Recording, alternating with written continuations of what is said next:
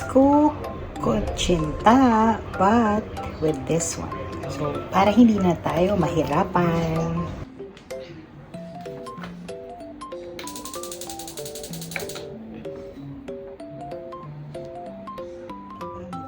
So, let's see the instructions.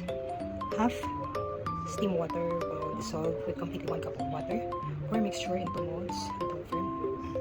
Diba? Super dali lang. Bakit pa tayo nagpapakahirap? Ano lang tayo nang nasa box.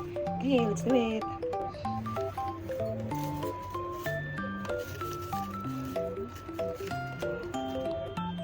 And 1 cup of water.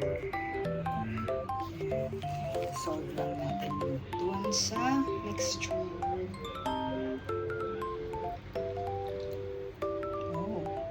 Meron na siyang nag-orange siya.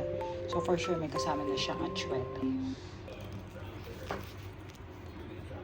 And, of course, ang aking biling bagong stirrer. Stir lang natin siya.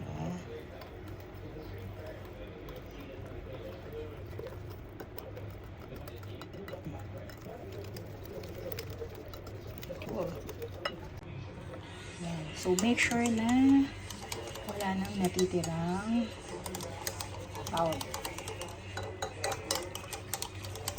Mix, mix, mix. So, some scoop. Another.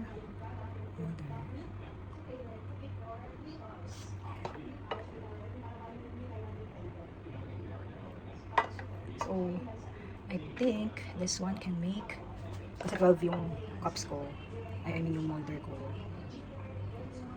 So, tingin ko naman kaya. Let's see.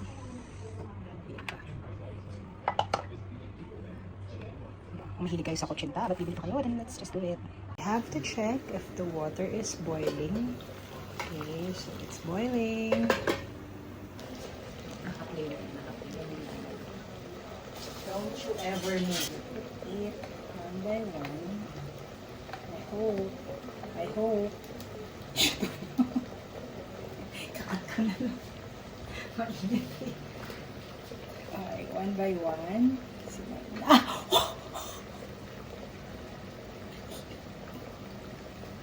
Ay, my stupid. Dito na lang natin siya ilagay kasi mainit ang tubig kasi napapasok ako. So, ganun na lang natin. Wala sure. So, since mahirap siya ilagay nandun, kasi ba naman, pinakulo ko yung tubig, paano mga naman ilalagay? So, tanggalin na lang natin siya, and then ibalik natin siya dito. Perfect. Then, where's the close natin siya. And then, let it steam for 30 minutes. 20 to 35 minutes. Ganun. So, ayun na. Paglagay ko dun, tumapon yung isa, diba? Ba naman yan? Color K talaga. Pero mo na. Tayo lang naman kakain, so it's okay. Perfect talaga. It's 30 minutes. Let's see. Yeah, so it's getting like kutsinta na. So, we'll close the stove and let it cool down. Let it cool.